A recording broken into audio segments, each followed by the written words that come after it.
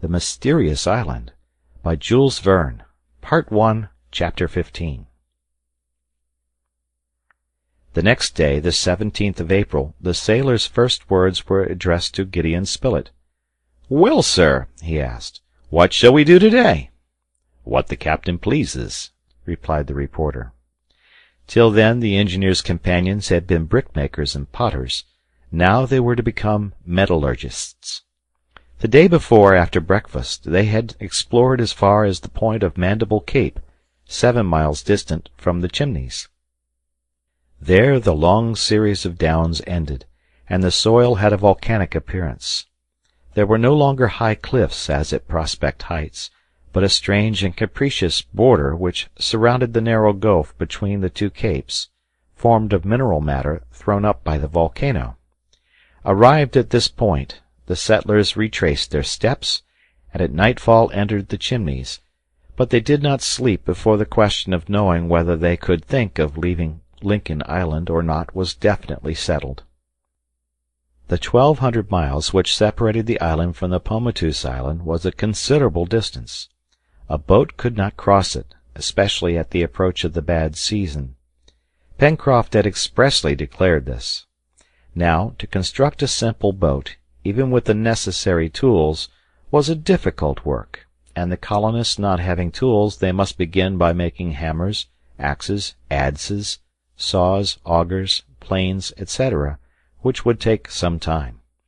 It was decided, therefore, that they would winter at Lincoln Island, and that they would look for a more comfortable dwelling than the Chimneys, in which to pass the winter months. Before anything else could be done, it was necessary to make the iron ore, of which the engineer had observed some traces in the northwest part of the island, fit for use by converting it either into iron or into steel. Metals are not generally found in the ground in a pure state. For the most part they are combined with oxygen or sulphur.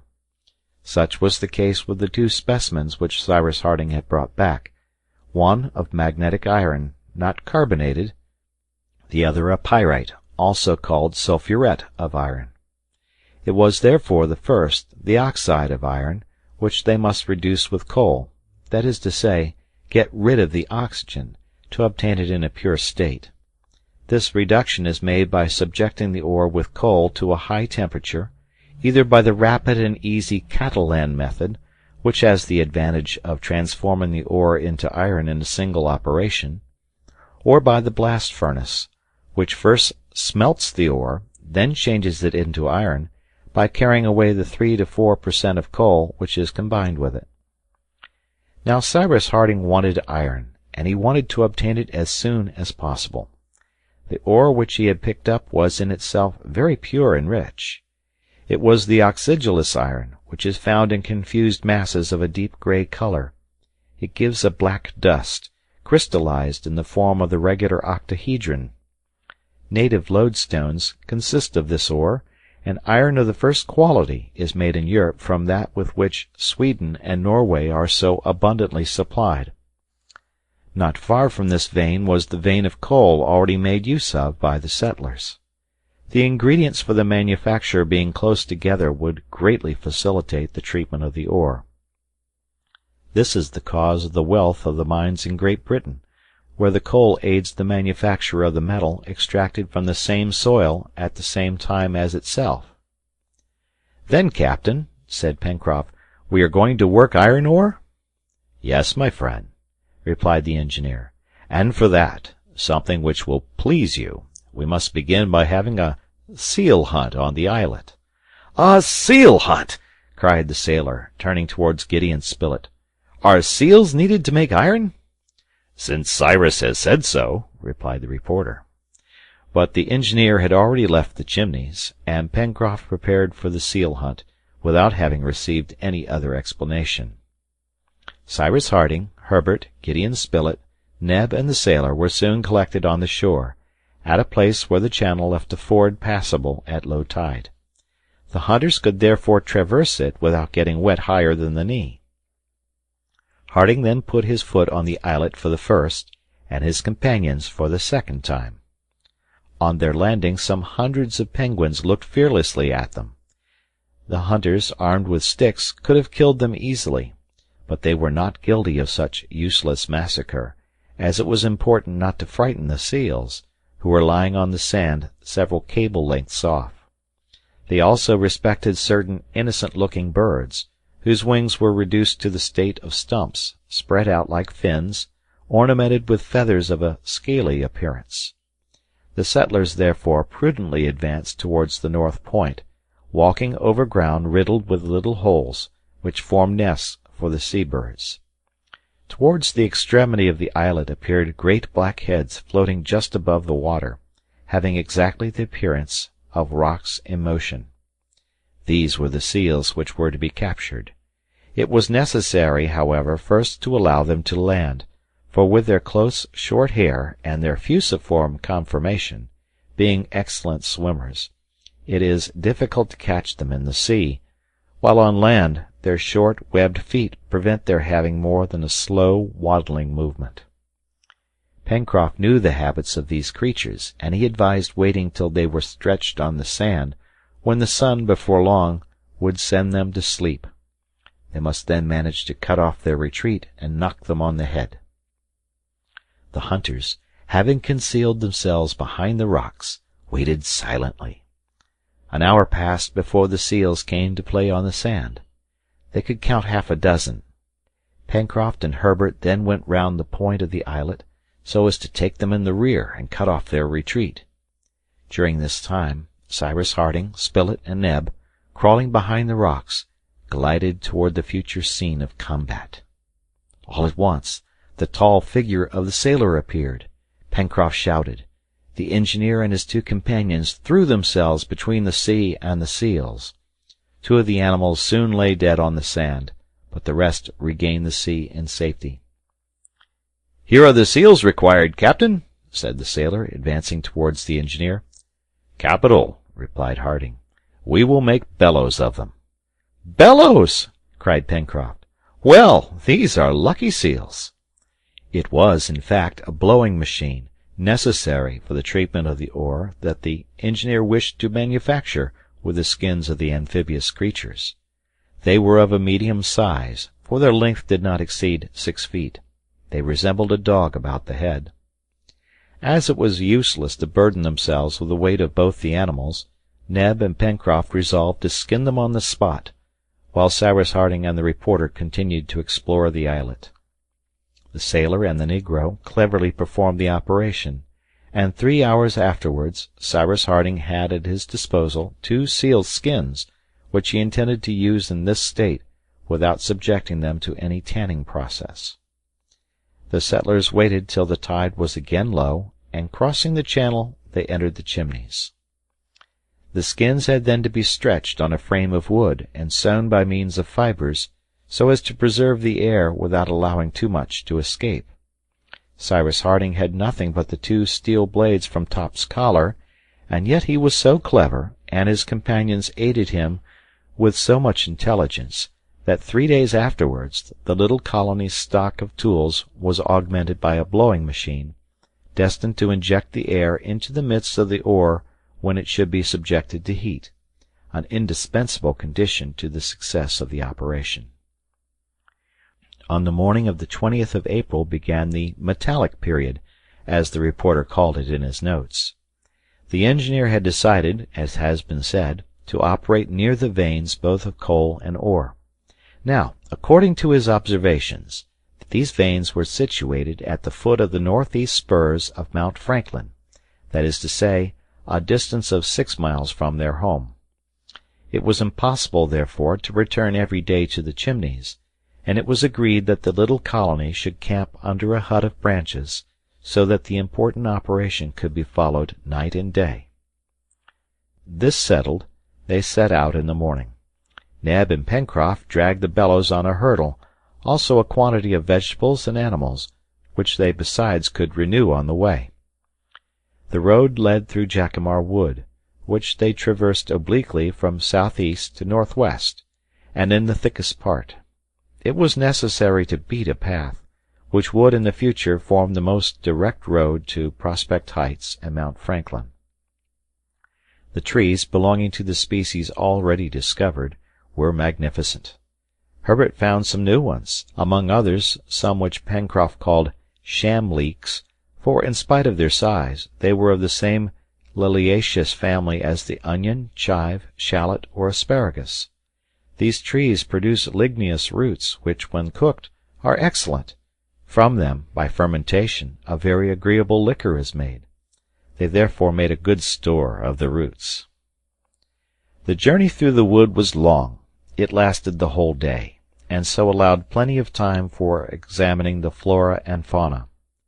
Top, who took special charge of the fauna, ran through the grass and brushwood, putting up all sorts of game.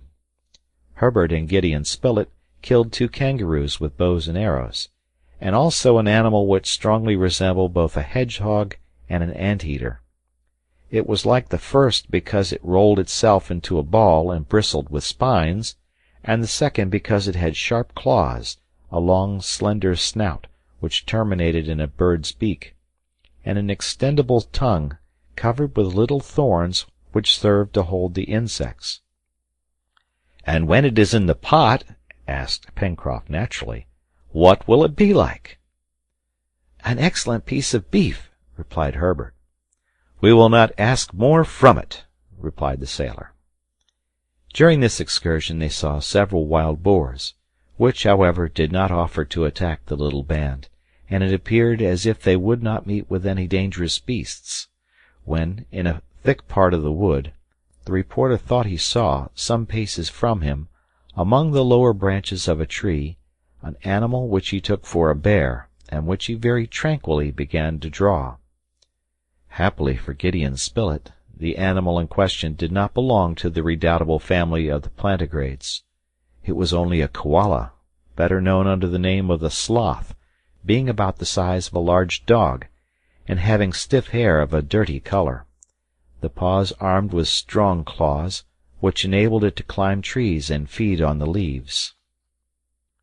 Having identified the animal, which they did not disturb, Gideon Spilett erased bear from the title of his sketch, putting koala in its place, and the journey was resumed. At 5 o'clock in the evening, Cyrus Harding gave the signal to halt. They were now outside the forest, at the beginning of the powerful spurs which supported Mount Franklin towards the west. At a distance of some 100 feet flowed the Red Creek, and consequently plenty of fresh water was within their reach. The camp was soon organized. In less than an hour, on the edge of the forest, among the trees, a hut of branches interlaced with creepers and pasted over with clay offered a tolerable shelter. Their geological researches were put off till the next day.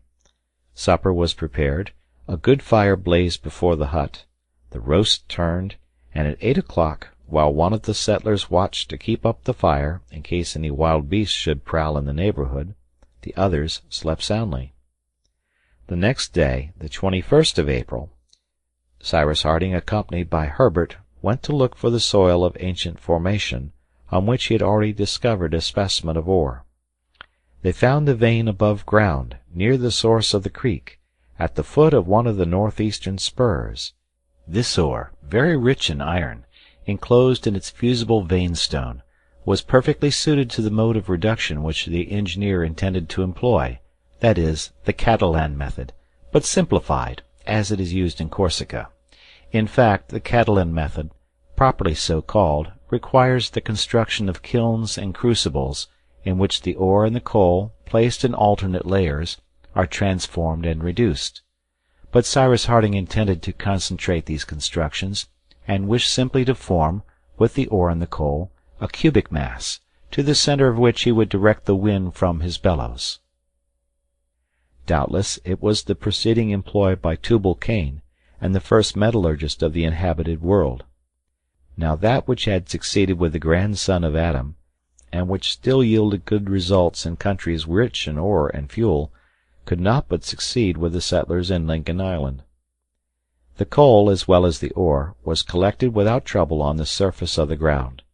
They first broke the ore into little pieces, and cleansed them with the hand from the impurities which soiled their surface. Then coal and ore were arranged in heaps and in successive layers, as the charcoal burner does with the wood which he wishes to carbonize. In this way, under the influence of the air projected by the blowing machine, the coal would be transformed into carbonic acid, then into oxide of carbon, its use being to reduce the oxide of iron, that is to say, to rid it of the oxygen. Thus the engineer proceeded.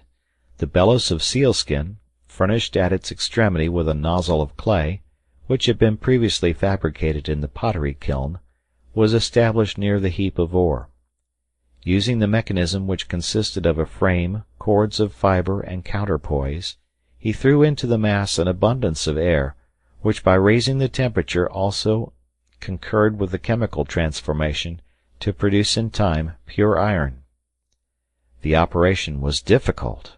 All the patience, all the ingenuity of the settlers was needed, but at last it succeeded, and the result was a lump of iron reduced to a spongy state, which it was necessary to shingle and faggot, that is to say, to forge so as to expel from it the liquefied veinstone.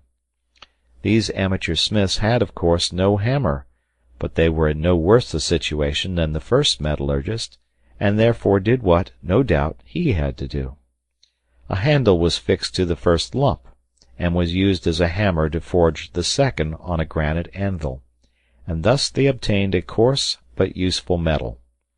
At length, after many trials and much fatigue, on the 25th of April several bars of iron were forged, and transformed into tools, crowbars, pincers, pickaxes, spades, etc., which Pencroft and Neb declared to be real jewels.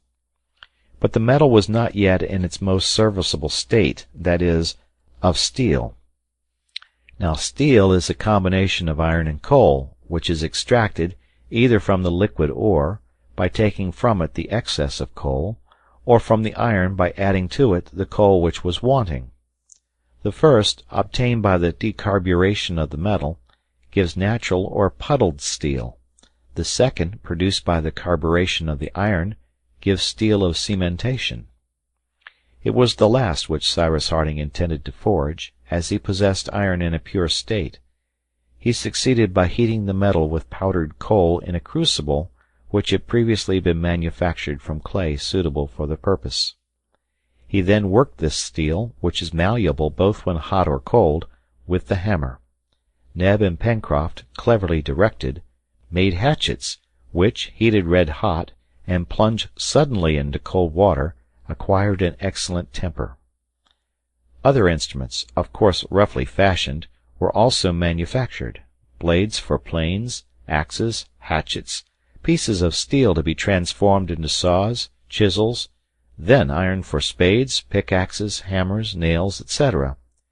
At last, on the 5th of May, the metallic period ended, the smiths returned to the chimneys, and new work would soon authorize them to take a fresh title. End of chapter.